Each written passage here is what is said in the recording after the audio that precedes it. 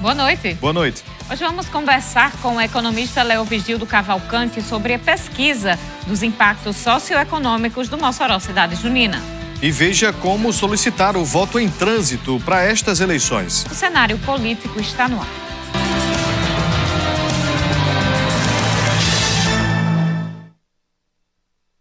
A UERN, em parceria com a CDL, realizou pesquisa sobre os impactos socioeconômicos do evento Mossoró Cidade Junina. E todo o relatório foi divulgado na última terça-feira. O responsável pela pesquisa, o professor Leovigildo Cavalcante, está aqui com a gente e vai trazer todos os dados da pesquisa, o retorno econômico para o município de Mossoró. Vamos entender melhor o que foi constatado a partir dos números, a partir da estatística. Você participa, tira sua dúvida através das nossas redes sociais, o Twitter, @CenaPolíticoTCM, o WhatsApp 88028979 e o Instagram, @CenárioPolíticoTCM. A gente vai explicar também, a gente vem falando sobre esse assunto, já recebemos perguntas sobre o voto em trânsito. No dia da eleição você não vai estar em Mossoró e o seu domicílio eleitoral é aqui, você vai poder votar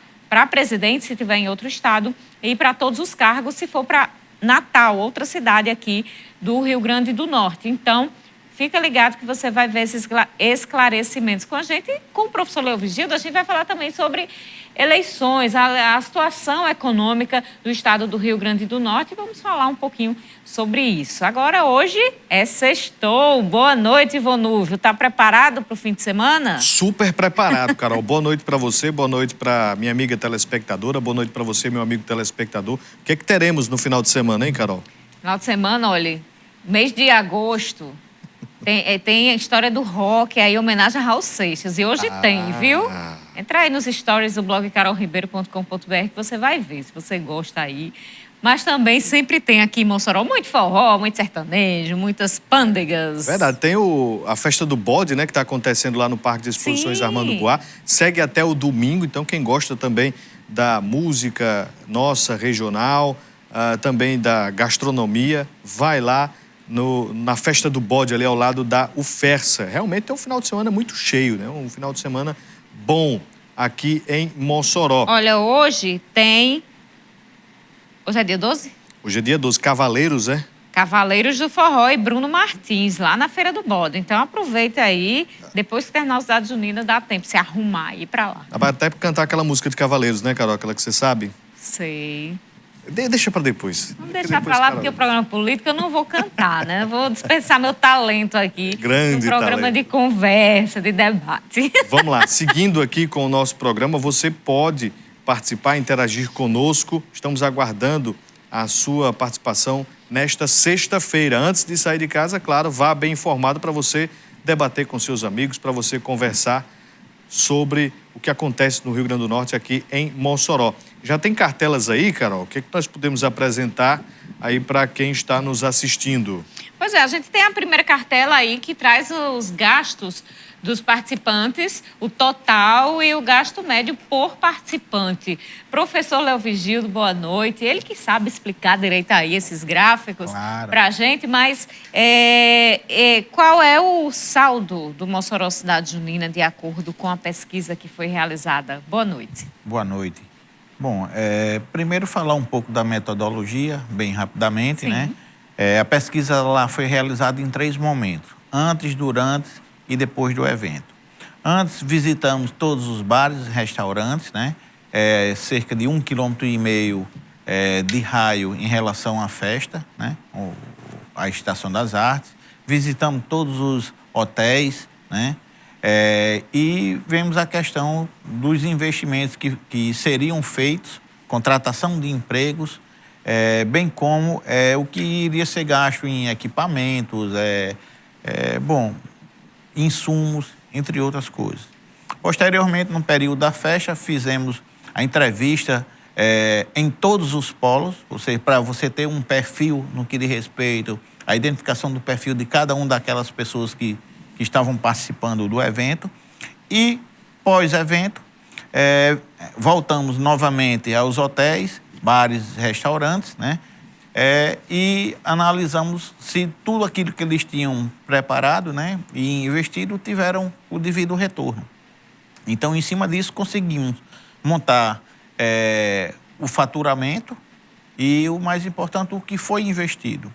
Então, para que você tenha uma ideia, faturamento por parte tanto dos bares, restaurantes, como também por parte dos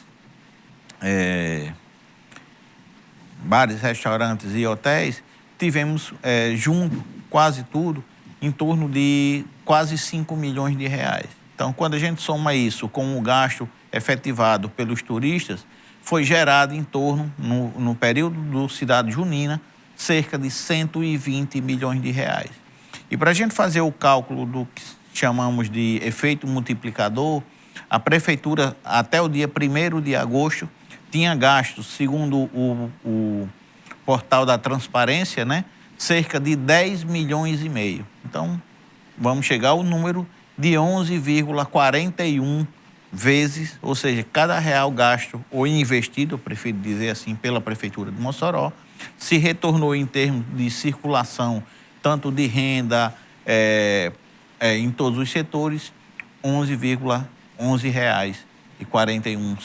Então, por enquanto, a Prefeitura investiu 10 milhões de reais. E meio. Então, destes 10 milhões e meio, com toda a estrutura. Então, a possibilidade da realização da festa, a garantia do evento com este valor, fez com que os empresários, os comerciantes, os donos de hotéis pudessem investir da mesma forma se preparar para o que atrai o público, junto uma coisa com a outra. Isso, exatamente. E aí, teve circulando em toda a economia moçoroense, nesse período, 120 milhões de reais. Nesse primeiro quadro aí que a gente mostrou, pode mostrar de novo, pessoal? E pode deixar aí essa cartela para a gente entender. E aí são os gastos dos participantes. Esse total é o total em todos os dias do evento, incluindo o Pingo? Isso, incluindo o Pingo. E tem um dado interessante, porque a gente fala apenas o valor médio, mas aí considerando todos os polos.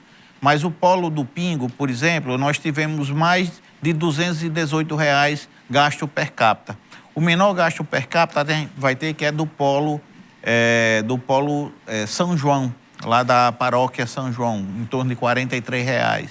Posteriormente, o polo que mais deu o gasto per capita foi o polo das quadrilhas. E, em terceiro lugar, o Boca da Noite. Então, aqueles gastos ali de cima são dos polos? Isso, de todos os polos. Certo? Lá no finalzinho, na última transparência que enviamos para você, está separado por polo quanto gerou cada um. Vocês têm como colocar, pessoal, o número 4 aí?